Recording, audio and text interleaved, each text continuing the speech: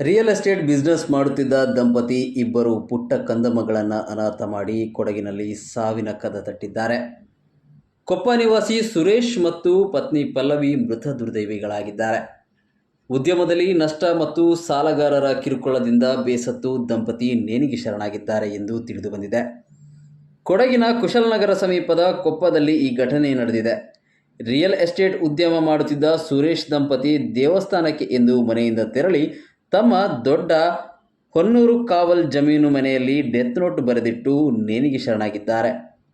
ಮೃತದೇಹಗಳನ್ನು ಕುಶಲನಗರ ಸಮುದಾಯ ಆರೋಗ್ಯ ಕೇಂದ್ರದ ಶವಾಗಾರದಲ್ಲಿ ಇರಿಸಲಾಗಿದೆ.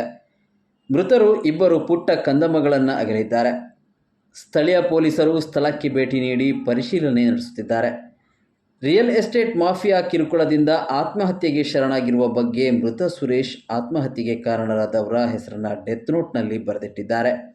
ಈ ಸಂಬಂಧ ಬೈಲುಕೊಪ್ಪ ಪೊಲೀಸ್ ಠಾಣೆಯಲ್ಲಿ 12 ಮಂದಿ ವಿರುದ್ಧ ಪ್ರಕರಣ ದಾಖಲಾಗಿದೆ. ಮೃತ ದಂಪತಿ ಮರಣೋತ್ತರ ಪರೀಕ್ಷೆ ಕುಶಲನಗರ ಸಮುದಾಯ ಆರೋಗ್ಯ ಕೇಂದ್ರದಲ್ಲಿ ನಡೆಯಿತು.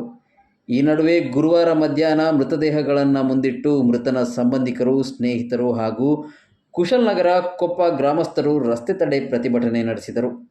ಶವಾಗಾರದ ಮುಂಭಾಗ ದಂಪತಿಗಳ ಸಾವಿಗೆ ಕಾರಣರಾದ ರಿಯಲ್ ಎಸ್ಟೇಟ್ ಮಾಫಿಯಾಗೆ ಸಂಬಂಧಿಸಿದ ಆರೋಪಿಗಳನ್ನು ಬಂಧಿಸುವಂತೆ ಪ್ರತಿಭಟನೆ ನಡೆಸಿ ಆಗ್ರಹಿಸಿದರು.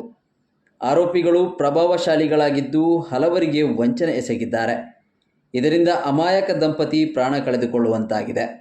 ಇಂತಹ ಪ್ರಕರಣಗಳು ಮರುಕಳಿಸದಂತೆ ಆರೋಪಿಗಳನ್ನು ಕೂಡಲೇ ಬಂಧಿಸಿ ಕ್ರಮ ಕೈಗೊಳ್ಳಬೇಕೆಂದು ಪ್ರತಿಭಟನಾಕಾರರು ಪೊಲೀಸರನ್ನು ಒತ್ತಾಯಿಸಿದರು.